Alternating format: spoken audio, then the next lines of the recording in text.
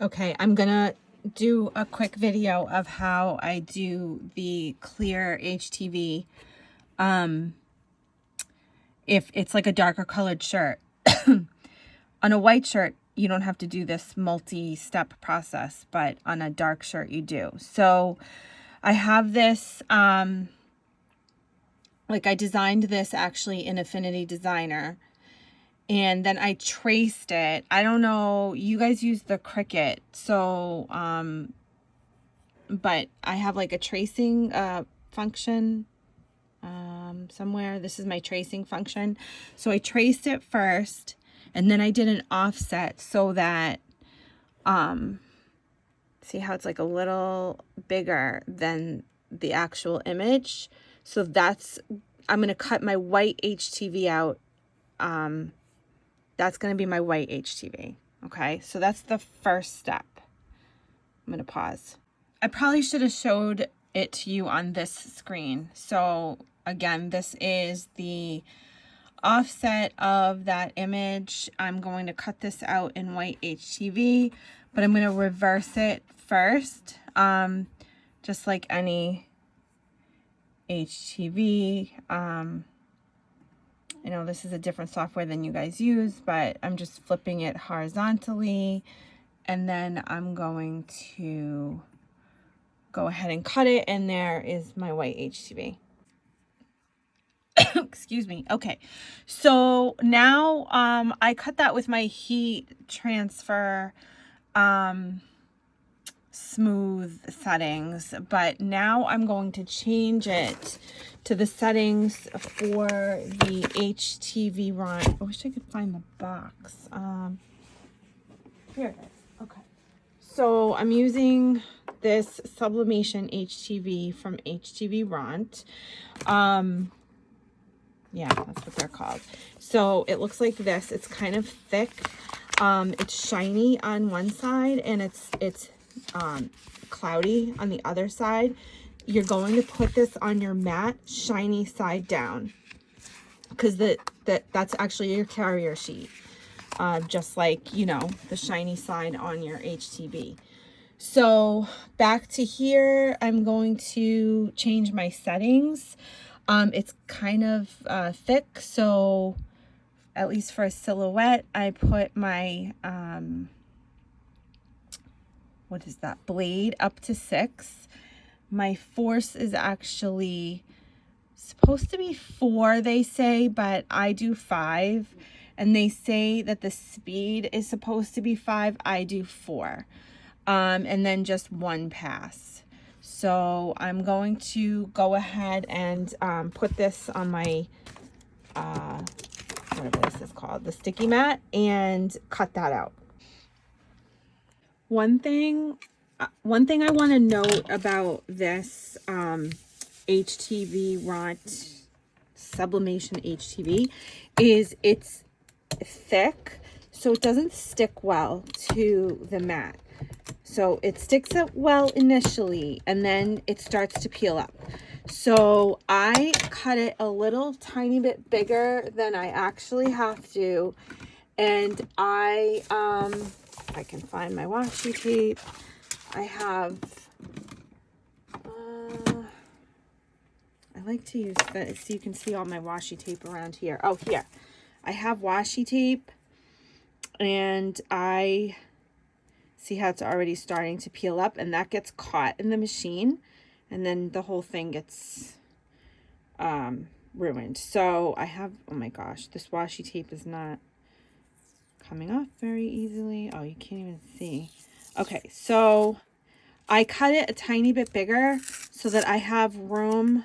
Oh gosh, stupid washi tape, it just like rips. So that I have space to tape it down. So I'm going to tape this down, and I'll come back.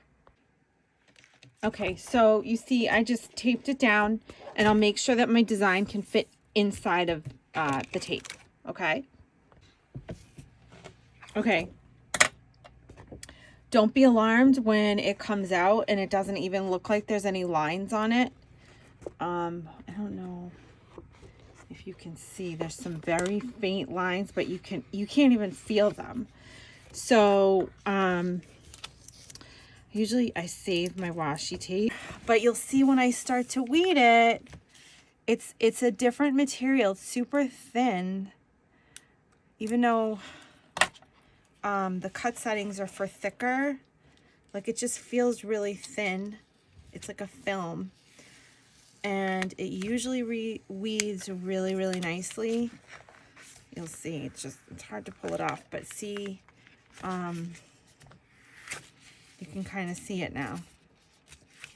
But it's pretty easy to weed. It's a little hard to pull off of the carrier sheet, but it's pretty easy to weed. So I'm going to weed this out all the way, and then I will come back in a few minutes. Okay. And then obviously I printed this out onto sublimation paper, and I also reversed this. So, you know, obviously you mirror all sublimation stuff. So just so you know, everything is mirrored. All your sublimation printout, your white HTV is mirrored, and your clear, this is like, it just sticks to each other, but your clear sublimation HTV, all mirrored. Now, you could do a print and cut with this, but I forgot to do the registration lines.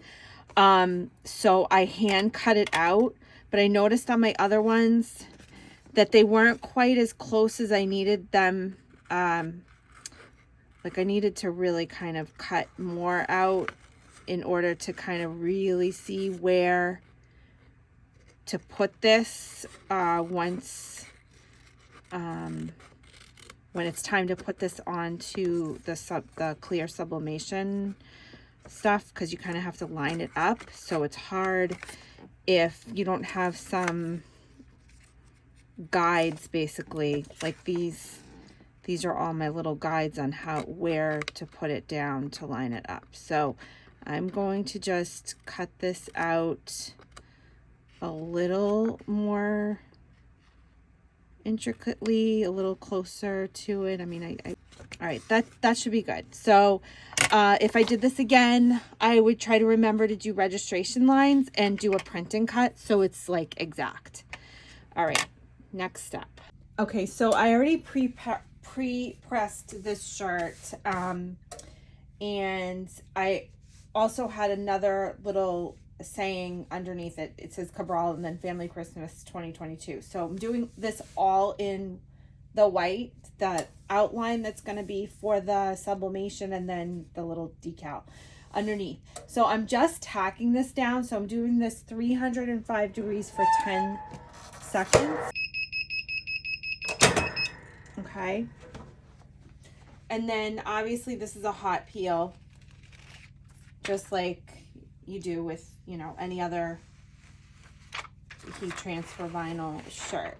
And then I'm gonna put my temperature up to 382 because that's what I'm gonna use to press my HTV clear HTV sublimation stuff. So it's going to be 382. I believe it was for 20 seconds. 382 for 20 seconds. Okay, now while that's heating up to the 382 degrees, I am going to line this up now. So I have the clear HTV sublimation vinyl, and I'm going to try to line it up with the white as best I can. It's the same size. I cut it out to be the same size. You could do it a little bigger. You could do a little smaller. It depends on your preference. This is what has worked for me, just to kind of do it the same size. I think most people do it a little bit smaller, but this just seemed to work for me. And you might see it over the edge a little bit, and that doesn't bother me really. Okay, so this is now down pretty good. It seems like it's a little off it's hard to line it up perfectly, but these are for us, so I don't really care. We wear them on Christmas Day, and we take a Christmas picture in them, and that's it. Okay, it's heated up to 382, so I'm going to go ahead and press this. I think it was for 10 to 20 seconds. So I'm just going to do it for the whole 20. And when I'm done with this, it's actually a cold peel. So I have to let it sit for a couple of minutes and then peel it. Okay, this is a cold peel. I don't have it on my press right now. I brought it somewhere else only because it's better lighting over here. So I'm going to peel the carrier sheet off. And now that film is there. It's hard to see. You won't be able to see it because it's over the white HTV, but you can feel it. It's like a different consistency. You can kind of hear it. It's like a little smoother. It's a little tough to peel off, but it comes off and it doesn't peel up from what I've seen. And there we go. So you can see it's a little bit of a different consistency now. So there's the carrier sheet. And I need a lot of light because this, like I said, it can be really tricky. I hope my head doesn't get in the way. It can be a little tricky to line up sometimes. Just want to make sure.